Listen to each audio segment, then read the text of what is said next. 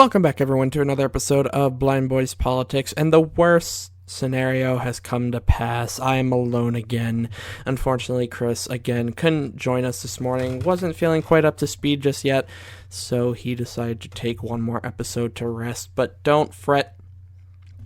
I almost guarantee, I'm not going to fully guarantee because we know my record with, guessing and gambling and, it just shouldn't happen, ever. So I'm not going to guarantee, I'm not going to take a full committed guess on this, but he should be back Wednesday. I dearly apologize you have to put up with me, but here we are and we have news.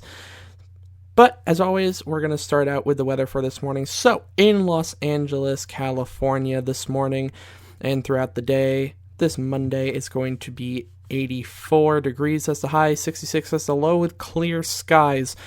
In Houston, Texas, expect some scattered thunderstorms throughout the day, the high of around 90, low of 77. In Chicago, Illinois, it is going to be a high of 72 today with a low of 66 with, once again, scattered thunderstorms. And in New York City, the high should be around 84 today and the low being 72 and, once again, scattered thunderstorms. Very rainy, lots of thunderstorms everywhere. It feels like it doesn't stop. We've been getting a little bit of sunshine. There's been a little sunshine on Friday's episode. I know I talked about it a little bit. We've been getting a little sun, lots of rain, definitely lots of rain. But there's been some sun. This weekend was actually pretty nice here in New York. I got to appreciate it. It was just raining a few minutes ago. I can't tell if it still is or not with my headphones on. But it definitely was raining like 5 minutes ago. And I gotta be honest, it was very comforting. It was very relaxing sounding, the rain that was coming down, because it wasn't even pouring rain can be really, really relaxing, but when it's hitting an air conditioner, not so much. When it starts hitting the air conditioner and stuff like that, that's when it starts getting more annoying rather than relaxing. But it was just pitter-pattering off of the air conditioner a little bit. It wasn't pouring down or anything, and for the most part it wasn't even hitting the AC unit. It was just kind of just falling outside, and it was pretty nice. But we've been getting a lot of that, some sunshine mixed in a little bit. It was a race for everyone to get their yard work done around here today. Everyone trying to get it in while they can, because this week, at least here, is going to be another rainy one, on and off. So everyone had to get it done as soon as they could, or else the next time they'd get a chance to do it, the lawns would be about 2 feet tall. But rambling about weather, because honestly, there's not much else to talk about. It was a very quiet weekend. Hopefully everyone had a good weekend. Mine was very quiet, which I like, honestly. It was a very kind of relaxing week across the board. Nothing too crazy. Nothing too overwhelming. It was a nice, well-balanced weekend. And looking forward to starting another week. Definitely have a lot to do this week. But I'm looking forward to it. A lot of productive things to do this week. So that should be really good. But I won't ramble for too long. I don't have Chris to go back and forth with, so there's no point rambling on for too long, because you guys don't want to listen to me just talk on and on and on about absolutely nothing. So let's jump right into the news. And as we always do on Monday mornings, we are going to start off with a bit of a COVID-19 update. So at this point, about 182 million Americans have received at least one dose of the vaccine, with about 160 million being fully vaccinated. Along with that, about 80% of people 65 or older have been fully vaccinated. At this point in time, the confidence in the vaccine has reportedly risen to about 68% across the country, which is up from about 34% when the vaccines first came out. A new study from Yale has stated that because of the US's vaccination effort, about 100,000 lives have been saved and 450,000 hospitalizations have been prevented. That being said, the latest 7-day average for new cases of COVID-19 was sitting around 13,900 cases. Moving right along, kind of staying on the topic of COVID-19, a lot of parents are wondering if they should send their child back to the classroom for this upcoming school year. The CDC says yes, it is safe to do this, and school districts should actually prioritize this effort. The CDC issued some new guidance on Friday for kids in kindergarten through 12th grade, but there are some additional COVID-19 prevention measures that school districts should follow and that parents should also know to keep their child safe. The CDC says that masks should be worn indoors for everyone over the age of 2 who are not fully vaccinated. But students and teachers who are fully vaccinated do not have to do this. They do not have to wear a mask indoors. Currently, those who are 12 and older are eligible for the vaccine. They also say that there should be 3 feet of physical distance between students in classrooms, and when 3 feet is not possible, schools are required to layer additional prevention measures. They say there should be weekly screening and testing for COVID-19 of those in the school who are unvaccinated. To improve ventilation, advocate hand washing and covering your mouth when you cough or sneeze. Parents should keep their kids home when they are sick, and schools should immediately contact, trace, isolate, and quarantine those who come in contact with a person who has tested positive but is unvaccinated. And finally, cleaning and disinfecting protocols must be continued. The CDC says that it is safe to send kids back to school because of the vaccination rate increasing across the country, but when those vaccination rates are low, school districts and local governments need to monitor community transmission, outbreaks, and spread of COVID-19 and let those facts determine which prevention strategies need to be implemented in the schools or whether or not universal mask wearing should be required again. Again, sticking on the topic of COVID-19 and vaccination, there's a very popular question going around, and that is, do I need a third COVID-19 shot? Well, Pfizer says yes, but for one specific reason. And this reason is that the company plans to ask the FDA for emergency use authorization for a third dose of its COVID-19 vaccine to combat the highly contagious Delta variant, which is quickly spreading across the country. Another shot within 12 months could dramatically boost immunity. Pfizer says if you've already received both doses of the vaccine, the antibodies in your system are already protecting you against severe illness and death, even against the Delta variant. But antibodies wane over time, so the company has been studying this booster shot idea. Well, the results are in, and Pfizer has said that in these tests, the patient's antibodies rose about 5 to 10-fold compared to when they got the second shot months earlier. You've probably all heard the recent news about the Delta variant and how it's threatening unvaccinated people and communities across the U.S. At this time, the Delta variant is estimated to make up about 51% of the cases here in the U.S. There are still a lot of questions surrounding all of this and the necessity for a third shot when lots of people in this country and around the world don't even have one shot at this point.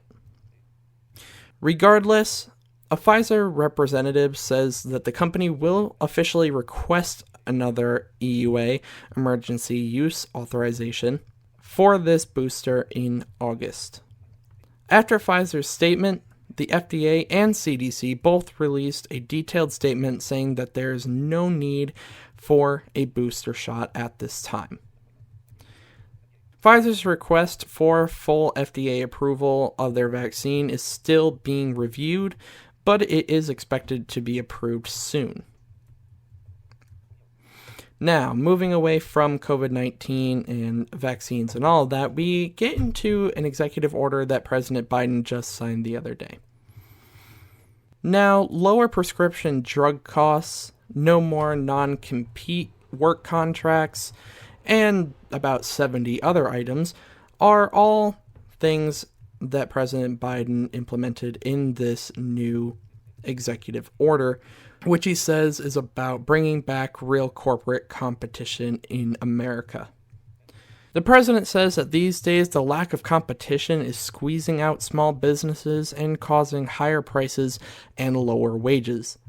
He says that this is costing the average American household about $5,000 every single year. This executive order includes dozens of government agencies, and like I said, it includes about 72 different specific items, with some of these bigger items being banning or limiting non-compete agreements, banning unnecessary cumbersome occupational licensing requirements that limit workers from using their skills across state lines, lowering prescription drug prices by supporting state and tribal programs to import safe and cheaper drugs from Canada, allowing hearing aids to be sold over the counter at drugstores, which would save Americans thousands of dollars, banning excessive early termination fees of your internet bills. The bill also requires clear disclosure of plan costs so that you can actually do some comparison shopping, and banning our landlords from having an internet exclusivity agreement with a certain provider that limits you as the tenant to just one option for your internet. It would also make it easier for people to get refunds from the airlines, especially when your baggage is late and you've paid those extra fees. And it requires airlines to disclose all of their upfront add-on fees, so again, you can actually do some comparison shopping. Several of these items in President Biden's executive order have been left up to the states to regulate, and of course, several states and a lot of big business are going to have their words about this whole situation. Brace yourself for a lot of legal action to follow. We've already seen some court cases regarding antitrust, where the Supreme Court threw out a case against Facebook that surrounded antitrust, and it's going to continue from here on out. Now we move over to the FDA because they are calling for an investigation into its approval of a new drug for Alzheimer's and its patients. The FDA said that the probe should look at any communication between agencies, staff, and Biogen, the drug's maker, that violate FDA rules. Biogen said that it would cooperate with the investigation. The drug has come under fire from medical experts who severely question its effectiveness. That is the end of our main news segment, and now we move into some rapid news. And the Department of Education has canceled more than $55 million in student loan debt for those who fell victim to a for-profit college fraud scheme. This brings the total amount of student debt forgiven by the Biden administration to about $1.5 billion. And finally, some places in the western part of the United States are forecast to hit about 130 degrees, which would be about tied with the all-time world record temperature. But now we move into good news. And a pretty quick story this morning, but a powerful one nonetheless. So there's a little island town in Maine called Islesboro with a graduating class this year of 13 students. Now, these 13 students had spent this past school year raising $8,000 for a senior trip. Normally, the students will go to somewhere out of the country, Italy, Panama, Greece, whatever. So, originally their thought was if international travel was open, they would go to Greece or South Korea. But with international travel still being shut down for the most part, they were thinking about going somewhere local. Well, then they started talking and thinking a bit more. In all the struggling that's going on across the world and across the US, they decided that it wouldn't quite feel right traveling anywhere, even within US borders. So what they decided to do was to donate the money. The first $5,000 went to their community fund to help support the people of the town where they lived. Because even in their little town, a lot of people were losing jobs and couldn't pay rent or couldn't pay utilities or couldn't buy certain things. And they wanted $5,000 of the $8,000 that they raised to go to the community fund to help those people who were struggling. The other $3,000 remains undecided, but they are going to donate all of it, so that will make all $8,000 donated once they choose a place for that to go. So these students decided to give up their trip, decided to give up all $8,000 that they had spent the time and effort raising, and decided to donate it to other people to help them after everything that's happened. For these students to see the type of struggling that's going on and react the way they did, to decide, hey, there are other people that need this more than we do, especially for something like a trip. For them to see that and take action like that and donate it like that is truly commendable. It's definitely commendable, because there are a lot of people that would not go along with that wouldn't even think of that.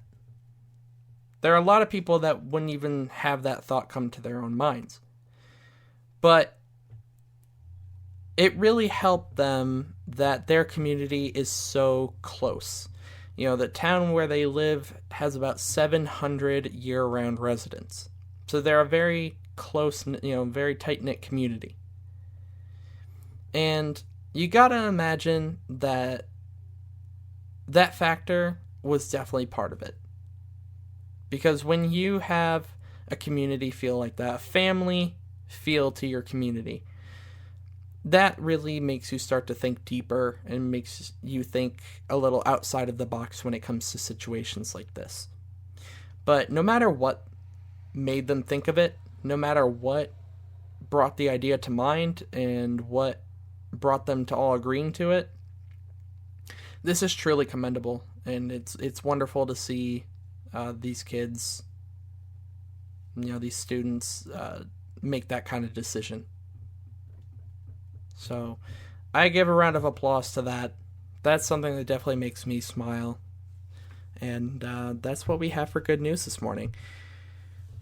But that is all for this morning's episode of Blind Boys Politics. But we won't be gone for long. Make sure to stay tuned on Wednesday and Friday for new episodes. On Wednesday is obviously our dumb law episode, as always. And then on Friday, again, as always, will be another news episode. And again, Chris should be back by Wednesday. Hopefully. Everyone hope with me. I need him back. We need him back. We know we do. In the meantime, though, before our next episode, head over to Twitter and give us a follow over there, where you will be able to stay up to date with the latest and breaking news. Head over to our personal Twitter accounts, give us a follow over there, and get some entertainment. You get to hear some interesting thought processes from both Chris and myself. It gets fun now and again. So head over there and head over to Medium and read our news articles that we post over there. We talk about things in those articles that don't make it onto the podcast. A lot of different news that you will never get here. So head over there for that extra injection of news into your day. And all of those links, as always, are in the show notes. But that is all, you guys. So I will see you on Wednesday. Hopefully Chris will be back. You'll see him on Wednesday. And that is all. Bye, guys.